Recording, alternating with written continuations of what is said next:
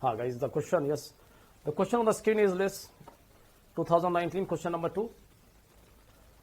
So here the question is very interesting question. Mains mein every year we find a question is coming from this, the theme of the national movement. And here the question is arise from the revolt of 57. See the language of question here. The question is like this. The 1857 uprising was the culmination of recurrent big and small local rebellions that had occurred in the preceding 100 years of British rule. You have to clarify this point, that is, you have to elucidate this answer in 150 words. See the language used by UPSC here. Traditionally in the books you find the term is revolt of 57 or mutiny of 57, but UPSC is categorizing it as uprising of 57. And see how it is. The question is not direct, Question is searching you what type of insight you have taken in the history. You cannot attempt such type of questions without having a broader concept clearing, without having a broader concept in the history. So guys, here the question is like this, whether we can justify this point that the uprising was a culmination of the recurrent big and small local rebellions that had occurred in the preceding 100 years of British rule. So I think it is in the first para, we have to simply put some introductory points here, that the revolt of 1857, the uprising of 1857 was a turning point in the history. It triggered just after the 100 years of the company's rule. And first time attempt was made by the ruling class who had lost their privileges and they wanted to restore their lost glory or prestige. This was the main reason, you can say, in the first, we can say, which had driven the leaders and the rebels to trigger the revolt. Although the trigger factor was lying in the immediate factor was lying in the military reasons.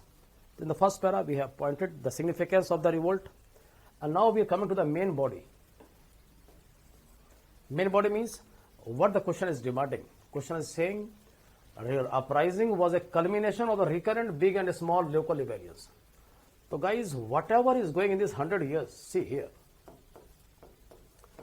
from 1757 to 1857, in this 100 years, whatever rebellions, whether local or national level, whatever had happened,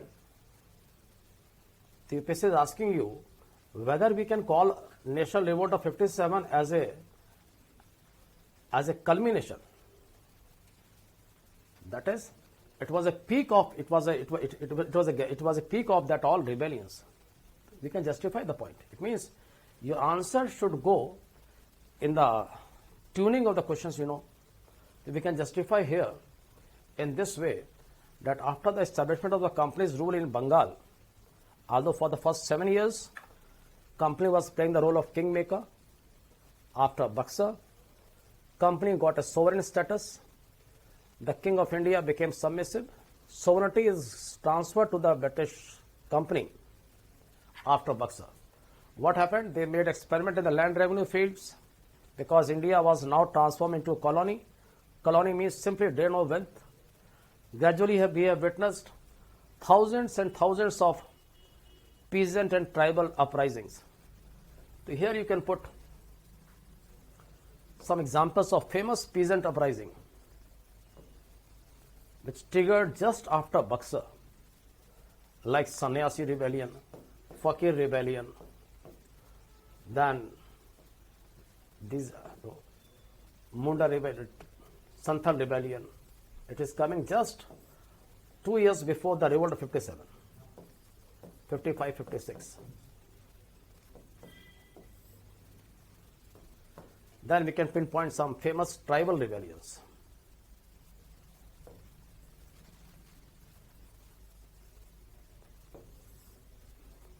Santhal tribal Pagalpanthi rebellion, Santhal Fakir Pagalpanthi rebellion. Then finally we can come to the point. We have also the mutiny of the Indian soldiers. mutiny of the Indian soldiers.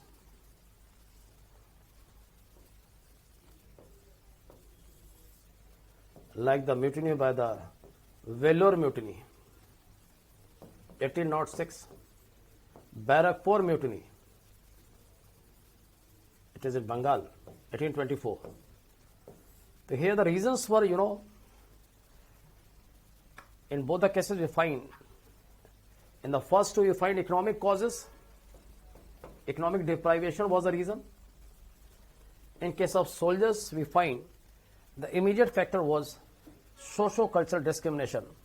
We have the famous Vellore mutiny 1806, then we have Barakpur mutiny. In case of Vellore mutiny, you may surprised to know the religious issue came at the surface. Indian soldiers, that is Brahmins and the Muslims, they were forced to not to bear their caste or religious mark. They were asked to take the thread of Jesus Christ. They were allowed to wear the leather cap. Muslims were denied to keep the long beard, which triggered the Vellore mutiny. Similarly, at Barakpur case, what happened? At Barakpur 24, when Indian regiment was asked to approach to, Burma, it was Anglo-Burma war was going on. It was Anglo-Burma war was going on, and the Indian Barakpur regiment was asked to proceed towards Burma. But since those who came from upper castes, especially the Brahmins, they revolted because they got a message that Britishers are deliberately trying to play with their religion. That is, the motive was to foil the religion. Hence, they triggered a revolt. So guys, we find that before this revolt of 57, we have hundreds of famous peasant uprisings, tribal uprisings, Indian soldiers mutinies. So gradually you find that once the revolt of 57 got triggered, it was a culmination of all these interests, economic interest, political interest, religious interest, because in case of Vellore mutiny, I think you may be aware, in Vellore mutiny the soldiers had hoisted the flag of Tipu Sultan, while in the revolt of 57 it was Bahadur Shah Zafar who was reclaimed as the king of India. And so we find some type of elements of revolt of 57 which were there. There are some minor elements can be earlier seen in the mutinies and the peasant rebellions. So we find before the revolt of 57, India also witnessed hundreds of uprisings based on economical, political, and socio-religious grievances. And we can justify the point. This all in 57, these all grievances became a national voice. The revolt of 57 it was a pan-India level, at least in North India we can say. It became a voice at a North Indian level. All these grievances got culminated, and this culmination is called as revolt of 57. So guys, this question is complete now. We can move towards the next question.